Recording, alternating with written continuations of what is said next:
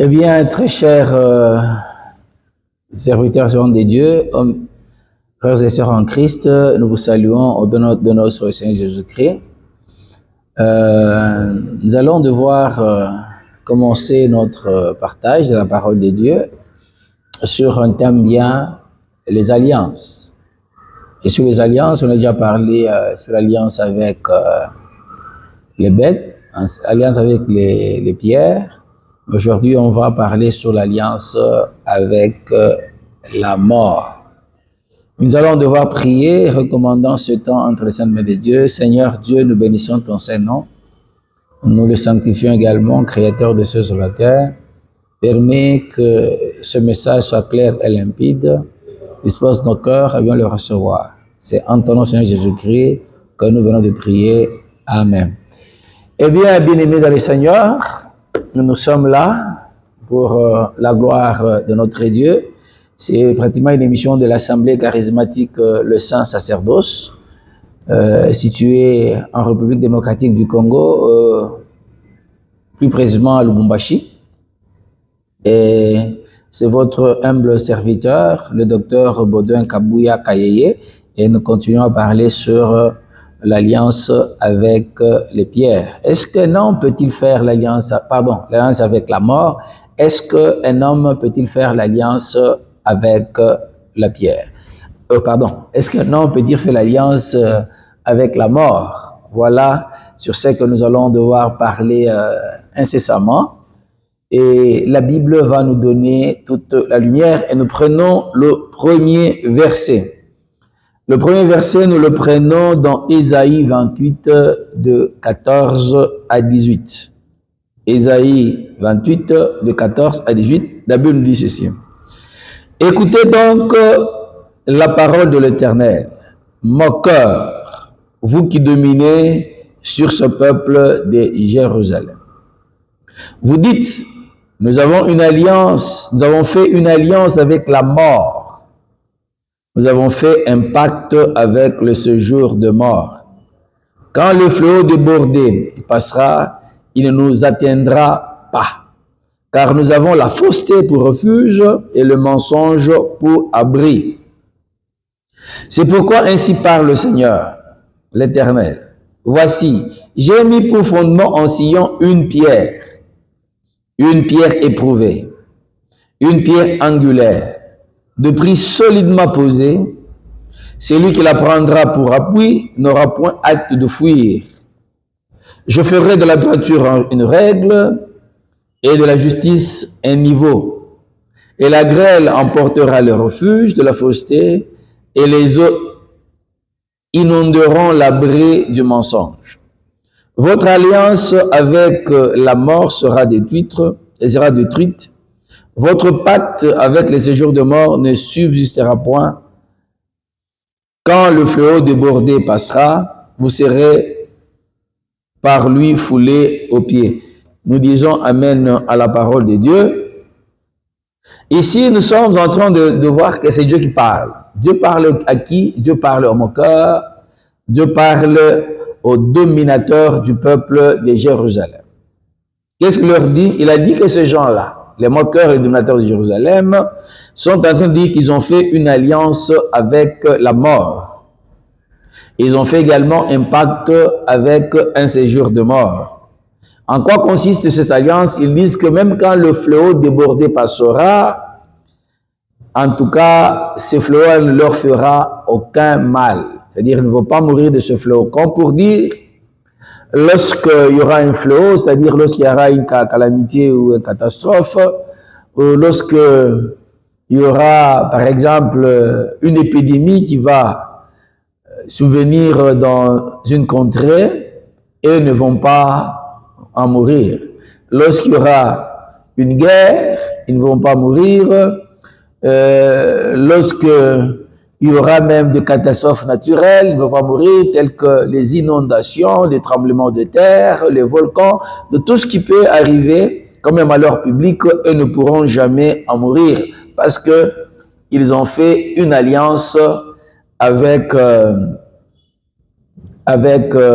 mort. Et ce qui nous intéresse ici, Dieu est en train de les appeler les moqueurs. C'est-à-dire, ils sont en train de se moquer de ce peuple-là. Et Dieu dit que ce sont les dominateurs de Jérusalem. Ici, d'abord, d'entrée des jeux, nous allons voir que le qualificatif de Dieu déjà nous amène à quelque part. Il dit que ce sont les dominateurs de Jérusalem. Or, lorsque nous voyons Jérusalem, Jérusalem est en train de montrer la cité d'adoration. C'est là qu'il y avait le temple. Les gens allaient au temple pour adorer Dieu. Vous allez comprendre ensemble avec moi, lorsque Jésus avait rencontré la Samaritaine disait que vous les Juifs, vous dites qu'il faut adorer Dieu à Jérusalem, et nous disons qu'il faut adorer sur cette montagne.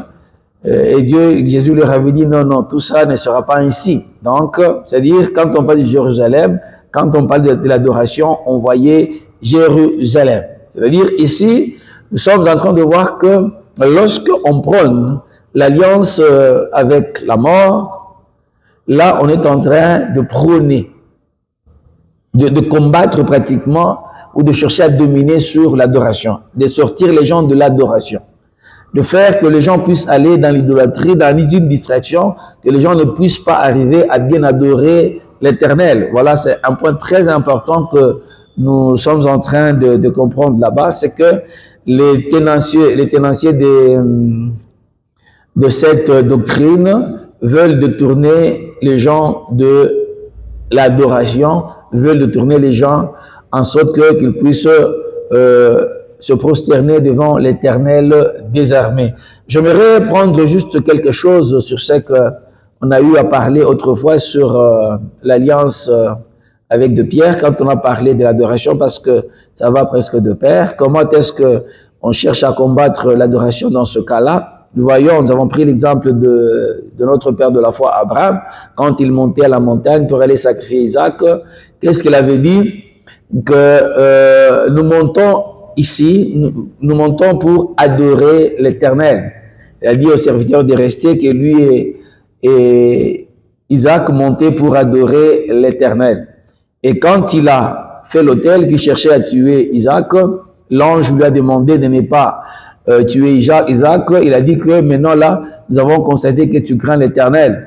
Et nous avons dit que craindre a deux dimensions. La première dimension, c'est la peur, c'est-à-dire quand on a la crainte vis-à-vis de quelqu'un, la dimension de la peur, c'est-à-dire cette personne est nuisible ou quelque chose de nuisible.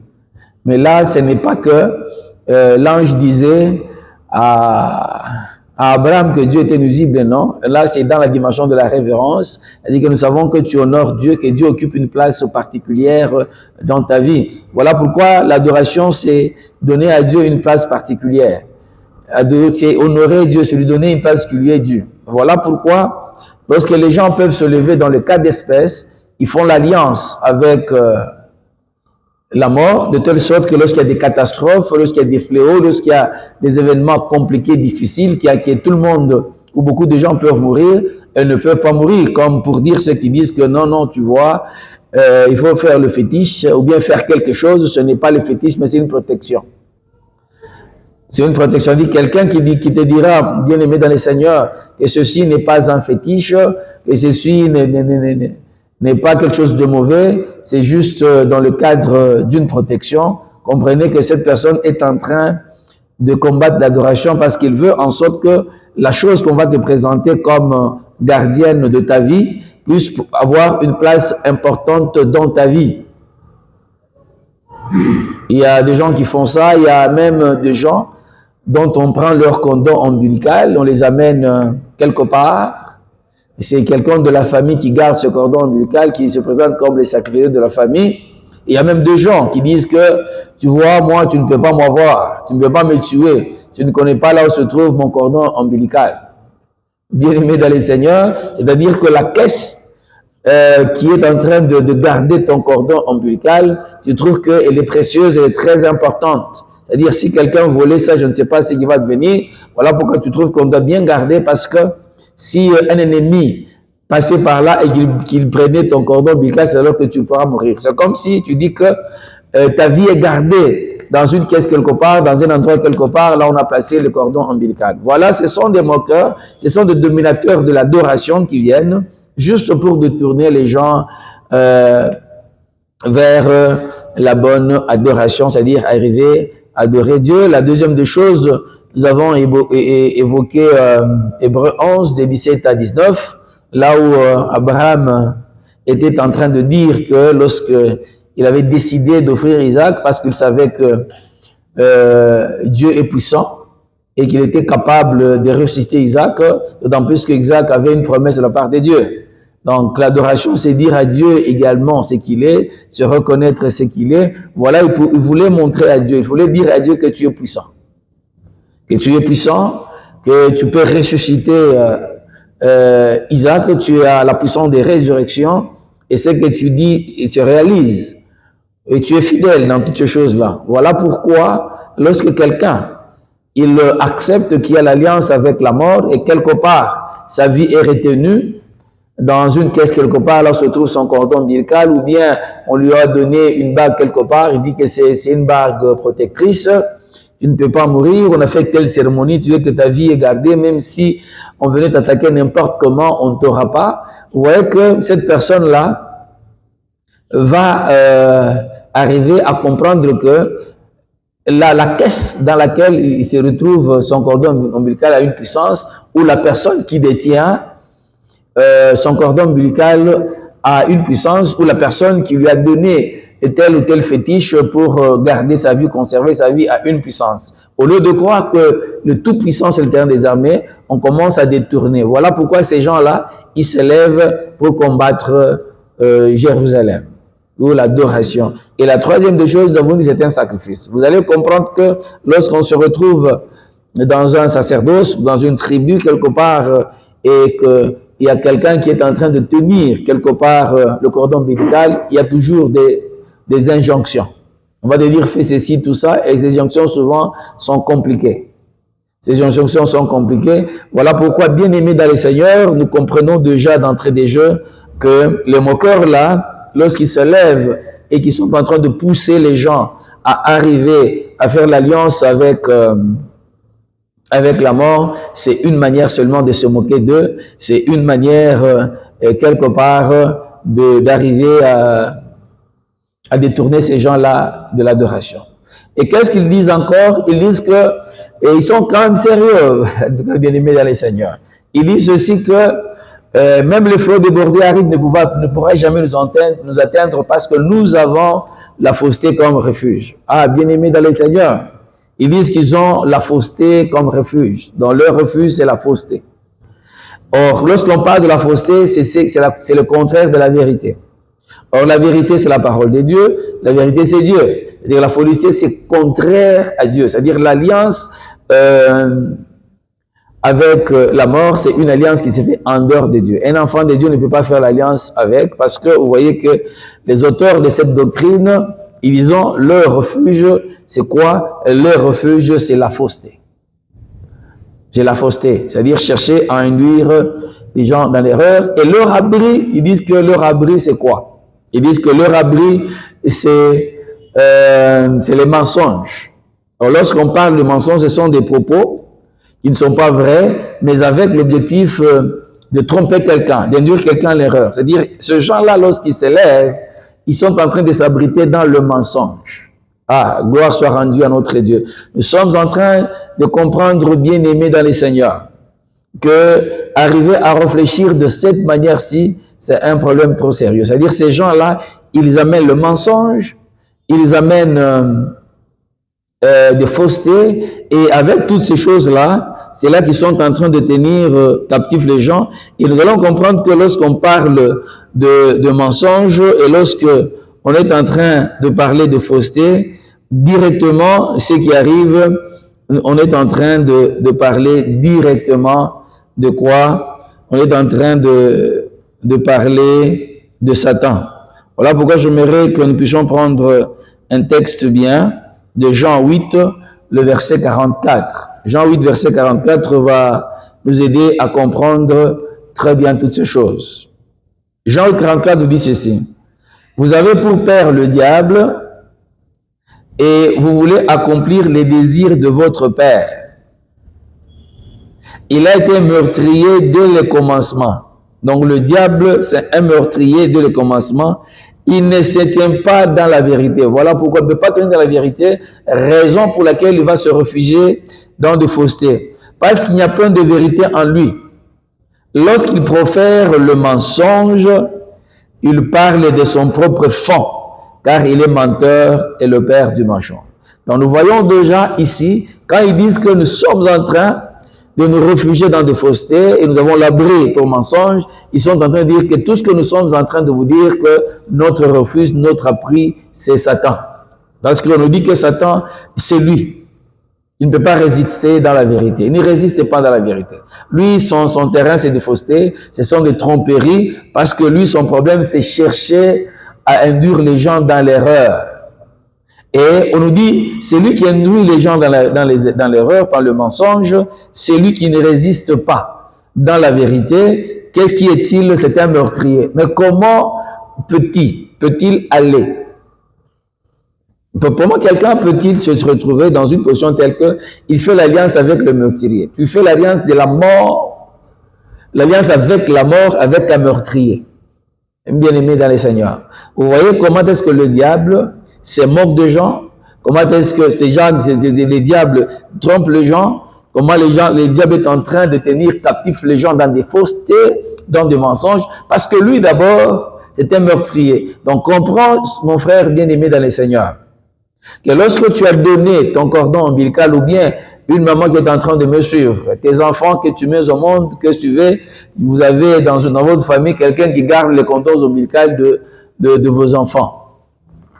Et je suis en train de vous dire que celui-là, ce n'est pas un chrétien.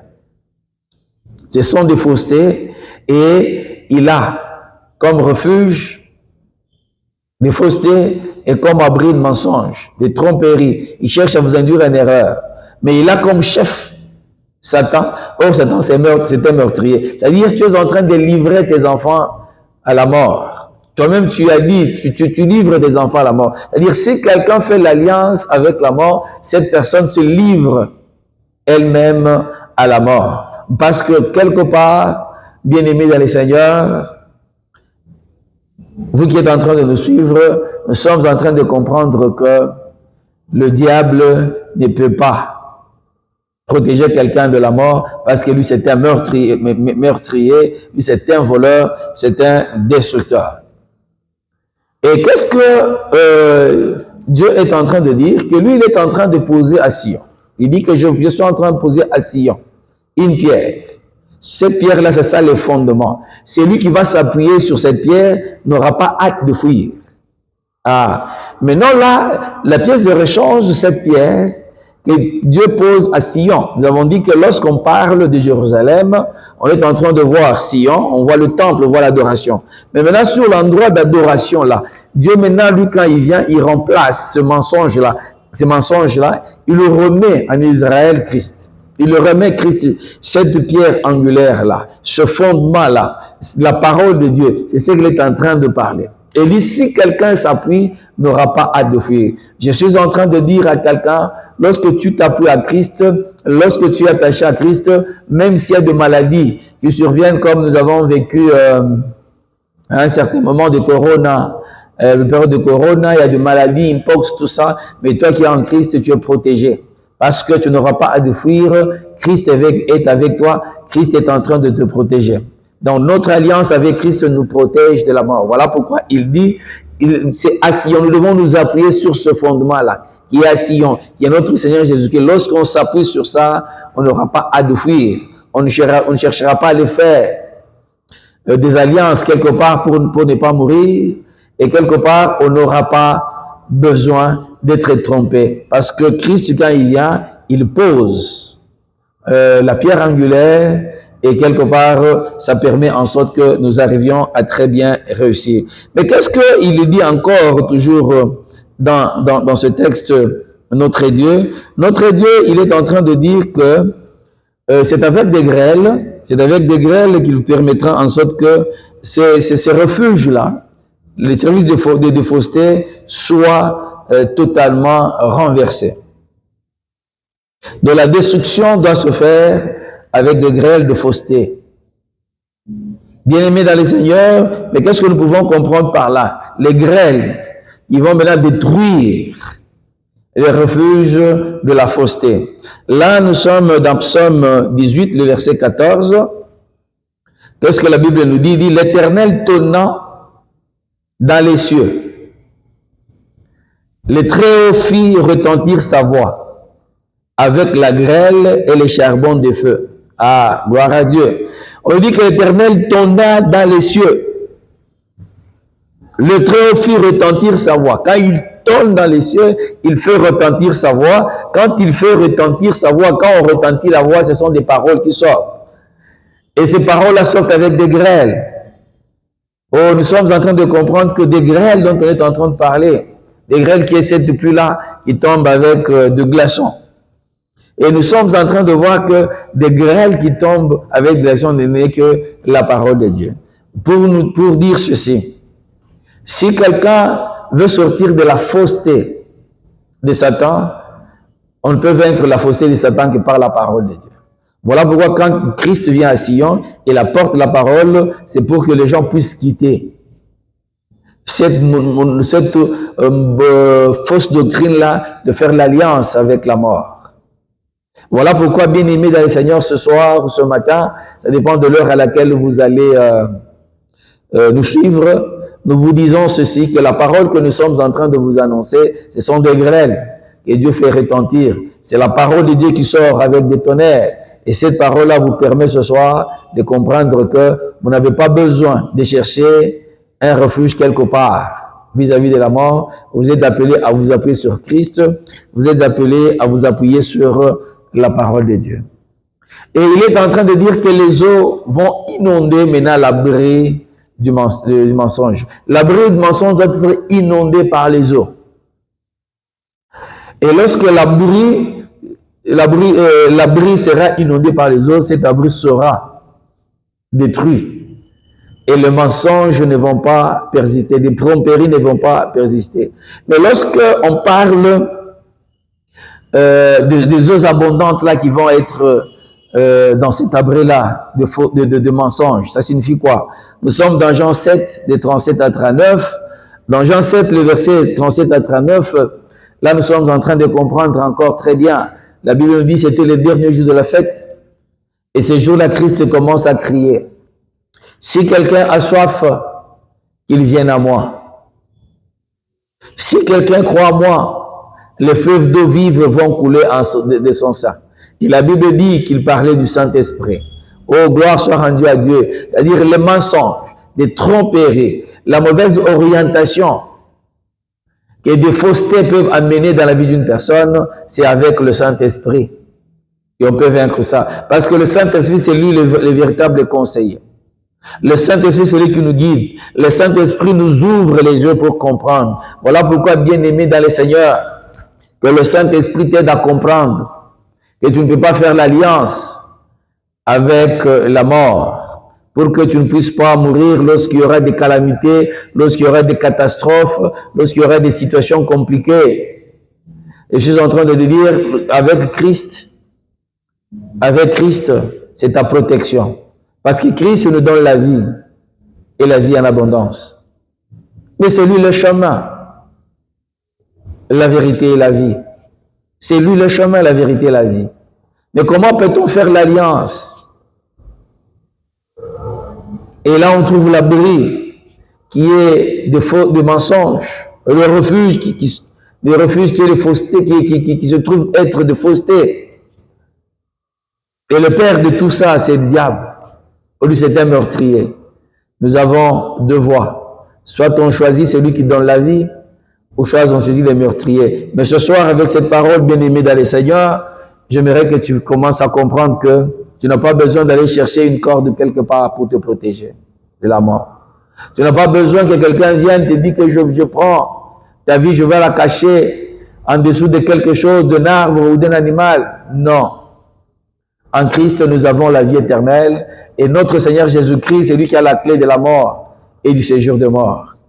Il l'a vaincu. Voilà pourquoi la Bible dit que cette pierre-là, c'était une pierre éprouvée. Le pierre qu'on a placé à Sion, c'était une pierre éprouvée. Notre Seigneur Jésus-Christ, il est venu dans ce monde, il a été éprouvé. Et cette épreuve-là, il s'est montré obéissant jusqu'à la mort. Et cette mort honteuse, cette mort de la croix, notre Seigneur Jésus-Christ, il a accepté. Et c'est par la mort qu'il a vaincu la mort. Gloire à Dieu. Voilà pourquoi la parole de Dieu, c'est une folie. Voilà pourquoi la prédication de la croix, c'est une folie pour ceux qui périssent. Parce que quand on dit à quelqu'un que Christ a vaincu la mort par la mort, là, c'est devenu trop compliqué. Oui, c'est lorsque Christ, c'est à la croix. Lorsqu'il était à la croix, quand il était mort à la croix, c'est alors qu'il a été souverainement élevé. Qu'il a porté le nom au-dessus de tous les noms, devant lequel tout genou fléchit. Dans les cieux, sur la terre et sous la terre. Donc Satan n'a pas un endroit où il peut se cacher. S'il est dans les cieux, il doit fléchir. Sur la terre et sous la terre, il ne pourra que fléchir ses genoux. Donc c'est ce jour-là qu'il a été vaincu. Je t'annonce le vainqueur de la mort. Je t'annonce celui qui détient ta vie et te donne la vie en abondance. Retourne, si tu as une corde quelque part, coupe-la. Viens à l'église. Va chez certains de Dieu, qu'on puisse couper ça, qu'on puisse brûler ça. Si tu as une bague, tu penses que c'est ta protection, va donner au serviteur de Dieu, va te repentir, non plus jeter ça. Oh, gloire soit rendue à notre Dieu. Et pour terminer, nous sommes en train de dire ceci. Comment peut-on faire l'alliance avec la mort, puisque la mort est appelée à mourir? Gloire soit rendue à Dieu. Amen. Quelqu'un me dit, comment est-ce que la mort peut mourir? Oui, je suis en train de vous dire que la mort mourra. Voilà pourquoi tu ne peux pas faire l'alliance avec la mort pour que tu ne meurs pas, parce que la mort elle-même mourra. Et parce que la mort elle-même mourra. Voilà pourquoi Apocalypse 21, le verset 8 nous dit ceci. Nous commençons par Apocalypse 20. Nous allons descendre après. Nous commençons par l'Apocalypse 20, de 15 à 12. Que nous dit la Bible? Je vis les morts, les grands et petits, qui se tenaient devant le trône. Des livres furent ouverts, et notre livre fut ouvert. C'est lui qui est le livre de vie. Et les morts furent jugés selon leurs œuvres, d'après ce qui est écrit dans ces livres. La mer rendit les morts qui étaient en elle. La mort et les séjours de mort rendirent les morts qui étaient en eux. Chacun fut jugé selon ses œuvres. La mort et les séjours de mort furent jetés dans les temps de feu. C'est la seconde mort, les temps de feu. Je reprends. La mort et les séjours de mort furent jetés dans les temps de feu. C'est la seconde mort, les temps de feu. Quiconque ne fut pas trouvé écrit dans le livre de vie fut jeté dans le temps de feu. Bien-aimés dans le Seigneur, la Bible nous dit ceci, que la mort et les séjours de mort seront jetés dans les temps de feu. Voilà pourquoi on ne peut pas faire l'alliance avec la mort, ni même le pacte avec les séjours de mort, parce que la mort et les séjours de mort seront jetés dans les temps de feu. Et la Bible est en train de dire que les temps de feu, c'est la seconde mort. Et la Bible est en train de dire que le temps de feu, c'est ce qu'on appelle la seconde mort. Gloire soit rendue à notre Dieu. Je vais expliquer facilement sur la seconde mort. Vous allez comprendre ensemble avec moi, bien-aimés dans le Seigneur, lorsqu'on nous parle de la parabole de Lazare et du riche, on nous parle de toutes les deux personnes sont mortes.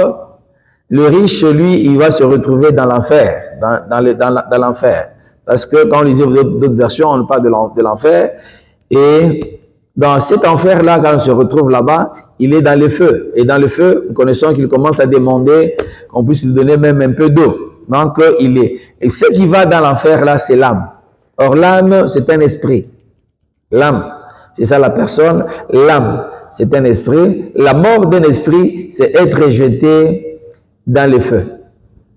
C'est ça la mort. C'est-à-dire que lorsque la personne meurt, la première étape, c'est de retrouver en enfer.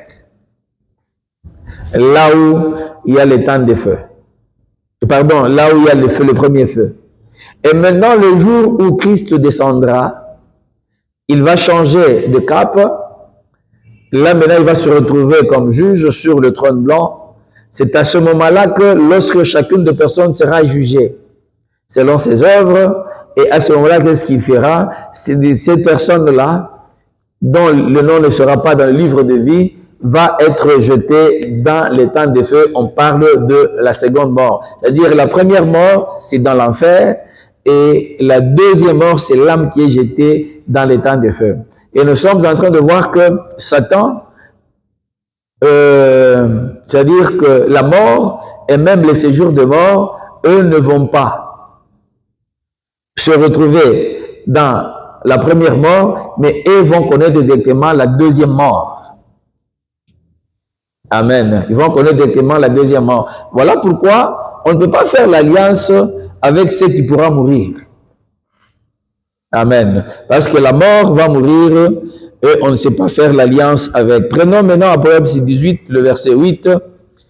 Mais pour les lâches, les incrédules, les abominables, les meurtriers, les impudiques, les enchanteurs, les idolâtres et tous les menteurs, leur part sera le temps ardent de feu et de soufre qui est la seconde mort. Voilà, c'est ça. Donc les meurtriers, les impudiques, les idolâtres, tout ce monde-là, leur course finale, c'est se retrouver dans les temps de feu. Nous devons comprendre que l'âme, comme je l'ai dit, c'est un esprit. Cette âme-là va vivre éternellement. Mais vivre éternellement dans les temps de feu. Mais cette vie dans les temps de feu éternel, ça s'appelle la seconde mort. Voilà pourquoi c'est la seconde mort. La première mort, nous avons dit, c'est dans l'enfer. La deuxième mort, c'est dans les temps de feu, là où quiconque n'aura pas Christ comme Seigneur et Sauveur personnel de sa vie va se retrouver bien aimé dans le Seigneur. C'est maintenant qu'il faut choisir. Pendant que ceux-là qui sont en Christ vont se retrouver dans l'éternité, vont se retrouver dans la nouvelle Jérusalem, continuer leur vie avec Christ, une ville extraordinaire, là où il y a des pierres précieuses, là où il n'y a pas de soleil de lune, là où notre Seigneur Jésus-Christ lui-même, c'est lui, la lumière qui par la gloire de Dieu. Ah, donc bien aimé dans le Seigneur, je suis en train de dire, ne rate pas cette situation. Voilà pourquoi cette alliance avec la mort sort. Celui qui t'a dit que tu ne mourras pas de cette situation-là, viens, on va faire pour toi telle chose, telle cérémonie, commence à faire telle prière pour que tu ne meurs pas. Cette personne-là est en train de te mentir parce que faire l'alliance avec la mort, ce n'est pas une bonne chose parce que la mort mourra. Nous terminons avec Apocalypse 20, le verset 10. Et le diable qui les séduisait fut jeté dans les temps de feu et de soufre, où sont la bête et le faux prophète. Ils seront tourmentés jour et nuit au siècle des siècles. Et nous disons Amen. Voilà bien aimé dans les Seigneur. Même Satan lui-même, il sera jeté dans les temps de feu. Satan va connaître également la deuxième mort. Les bêtes d'Apocalypse, c'est-à-dire la première bête et les faux prophètes, vont se retrouver également jetés. Et là, ils vont être tourmentés jour et nuit au siècle des siècles. Ils vont rester là-bas. Bien-aimé dans le Seigneur, n'accepte pas cela. Voilà pourquoi Dieu t'apporte cette bonne nouvelle pour dire, sois en alliance seulement avec Christ. Parce que Christ est lui la vie, il donne la vie et la vie en abondance. En Christ, nous avons la vie éternelle. Cette vie éternelle merveilleuse. Gloire soit rendue à notre Dieu. Si vous avez aimé cette vidéo, je souhaiterais que vous puissiez quand même nous faire signe quelque part que vous avez aimé. Prière également de vous abonner si vous l'avez jamais fait. Également, ce que nous vous demandons également, prière également de partager. Ça a été un plaisir de vous savoir nombreux pour nous suivre et je suis en train de saluer également celui qui est en train de nous réaliser, le frère Junior Kassatou. Que Dieu vous bénisse. À la prochaine pour parler de l'alliance avec les morts.